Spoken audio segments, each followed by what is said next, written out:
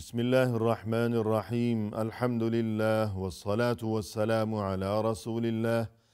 وعلى آله وأصحابه أجمعين أما بعد ناظرین کرام السلام علیکم ورحمۃ اللہ وبرکاتہ۔ شرح الادب المفرد کے عنوان سے اس پروگرام کے ہمراہ ہم آپ کی خدمت میں حاضر ہیں، اور اس سے قبل گزشتہ نشست کے موقع پر ہم پڑھ رہے تھے امام بخاری رحمہ اللہ کی یہ کتاب کہ جس کا نام ہے الادب المفرد۔ اس کتاب میں یہ باب نمبر 213 کہ جس کا عنوان قائم فرمایا ہے امام بخاری رحمہ اللہ نے، فرمایا کہ باب من بنا، یعنی جس انسان نے اپنا کوئی مکان تعمیر کیا ہو۔ در حقیقت اس سے قبل گزشتہ متعدد ابواب میں مسلسل یہ تذکرہ کیا جا رہا ہے کہ دین اسلام کی تعلیمات کی روح سے یہ بات واضح و ثابت ہوتی ہے کہ یقیناً کسی بھی انسان کے لیے مکان اور یہ کہ گھر انتہائی ضروری ہے، کہ یہ چیز یعنی کسی بھی انسان کے لیے ایک گھر کا ہونا یہ انسان کے لیے بنیادی ضروریات میں شامل ہے۔ اور پھر یہ کہ وہ گھر چھوٹا ہو یا بڑا، اور یہ کہ اپنا ذاتی مکان ہو یا کرائے کا گھر ہو، بہرحال گھر ضروری ہے انسان کے لیے۔ اور دینی نقطہ نظر سے بھی کہ دنیاوی لحاظ سے بھی اور خالصتاً دینی لحاظ سے بھی کہ انسان کے لیے باعزت طریقے سے زندگی بسر کرنا اور اپنے اہل و عیال کے لیے باعزت طریقے سے یوں گزر بسر کا انتظام اور بے پردگی سے حفاظت کا یہ بندوبست، یہ چیز انسان کی دینی و اخلاقی ذمہ داریوں میں شامل ہے یقیناً۔ ہاں البتہ وہ چیز جسے یاد رکھنا اور جسے ہمیشہ ملحوظ خاطر رکھنا انتہائی ضروری ہے، اور جو کہ یہاں سمجھانا اور سکھانا اور بتانا مقصود ہے وہ یہ کہ فضول خرچی سے اجتناب کیا جائے گھر کی تعمیر و مرمت کے معاملے میں۔ ہمارے سامنے ناظرین کرام یہ حدیث ہے کہ جس کا نمبر ہے 456۔ فرمایا کہ عن عبداللہ بن عمرو قال مر النبی صلی اللہ علیہ وسلم وأنا أصلح خصا لنا فقال ما هذا؟ قلت أصلح خصنا يا رسول الله، فقال الأمر أسرع من ذلك۔ رسول اللہ صلی اللہ علیہ وسلم کے یہ جلیل القدر صحابی یعنی عبداللہ، جن کے والد بھی جلیل القدر صحابی ہیں، یعنی عمرو بن العاص رضی اللہ عنہم اجمعین، تو یہ صحابی عبداللہ بن عمرو بن العاص فرماتے ہیں کہ ایک بار یہ صورتحال پیش آئی کہ میں اپنے ایک گھر کی مرمت میں مشغول تھا، اور انہوں نے یہاں گھر کے لیے خص کا لفظ استعمال کیا ہے، اور عربی لغت میں خص اس گھر کو کہا جاتا ہے جو کہ لکڑیوں اور گھاس وغیرہ سے تیار کیا گیا ہو، یعنی جھونپڑی کہہ لیا جائے کہ اس قسم کا مکان جو کہ لکڑیوں کو اور گھاس پھوس کو جمع کر کے تیار کیا گیا ہو، تو اس قسم کا کوئی معمولی سا جھونپڑی نما یا لکڑیوں کا بنا ہوا ان کا کوئی گھر تھا وہاں مدینہ میں، تو یہ وہاں کھڑے ہوئے کچھ اس کی مرمت کر رہے تھے اپنے اس گھر کی۔ تب وہاں سے رسول اللہ صلی اللہ علیہ وسلم کا گزر ہوا کہ آپ وہاں تشریف لائے، گزرتے ہوئے راستے میں چلتے ہوئے،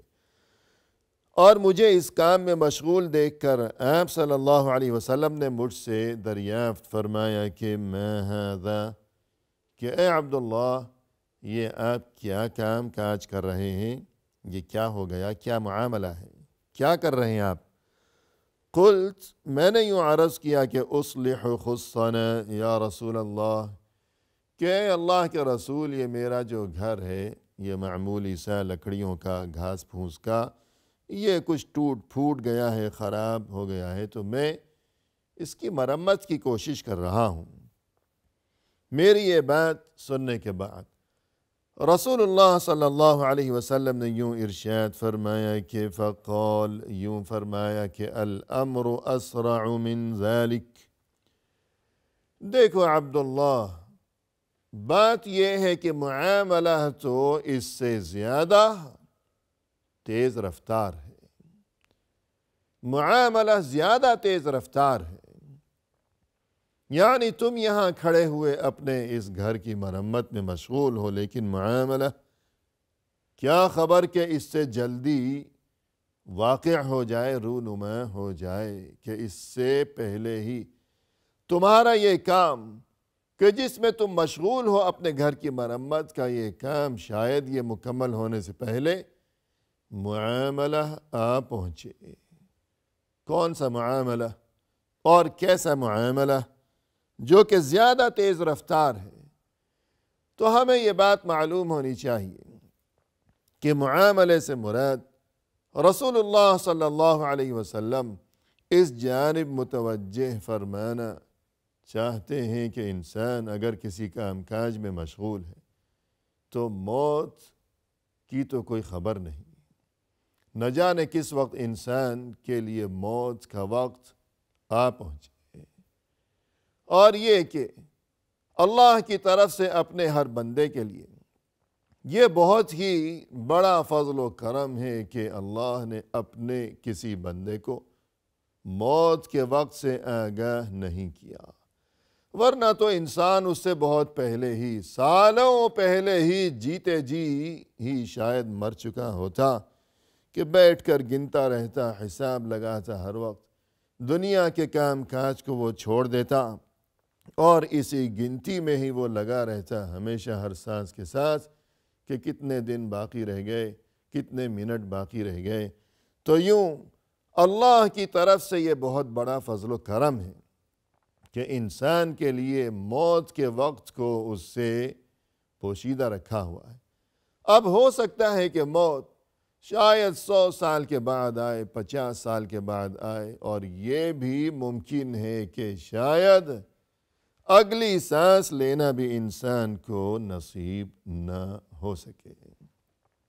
تو موت کی تو کوئی خبر ہی نہیں ہے کہ نہ جانے کب آ پہنچے اور دبوچ لے انسان کو، اور جب موت آ پہنچی ہو تو گویا وہ انسان جس کی آنکھیں بند ہو گئیں، اور یہ کہ آخری ہچکی جسے آ رہی ہو، تو اس کے لیے تو گویا قیامت برپا ہو چکی ہے۔ جیسا کہ رسول اللہ صلی اللہ علیہ وسلم نے فرمایا، من مات فقد قامت قیامتہ، کہ وہ جو اصل قیامت ہے کہ زمین و آسمان ٹوٹ پھوٹ جائیں گے، مردے زمین سے پھر اس کے بعد نکل کھڑے ہوں گے وغیرہ، یہ تمام معاملات اگرچہ ابھی بالفرض ہزاروں سالوں کا عرصہ باقی ہو، لیکن وہ انسان جس کی روح قبض کیے جانے کا وقت آ پہنچا، آخری ہچکی جو لے رہا ہو، تو پھر اس سے غرض نہیں کہ وہ اصل قیامت کب برپا ہوگی، اس کی تو قیامت گویا کہ برپا ہو چکی ہے، کہ اس دنیا سے رخصتی، اور یہ کہ اگلے جہان کی طرف روانگی، کہ وہ فرشتے جو کہ اس کے آس پاس موجود ہیں، جو اس کی روح قبض کرنے کی خاطر وہاں آ پہنچے ہیں، کہ جنہیں وہاں آس پاس موجود وہ مجمع، وہ تمام لوگ، وہ گھر کے افراد، کسی کو بھی وہ فرشتے نظر نہیں آ رہے، لیکن اب یہ اپنی آنکھوں سے اس دنیا میں رہتے ہوئے ان فرشتوں کو دیکھ رہا ہے کہ جس طرح اپنے آس پاس، اپنے سرہانے، اپنے بستر کے قریب کھڑے ہوئے ان تمام افراد کو، اپنے عزیزوں کو، اپنے گھر والوں کو دیکھ رہا ہے، اسی طرح یہ ان فرشتوں کو بھی دیکھ رہا ہے۔ فَبَصَرُكَ الْيَوْمَ حَدِيدٌ، اے انسان آج تمہاری نگاہ تیز ہوئی ہے، دنیا کی یہ تمام زندگی 100 سالہ زندگی یا 60 یا 70 سالہ یہ زندگی، تم اپنی ان آنکھوں سے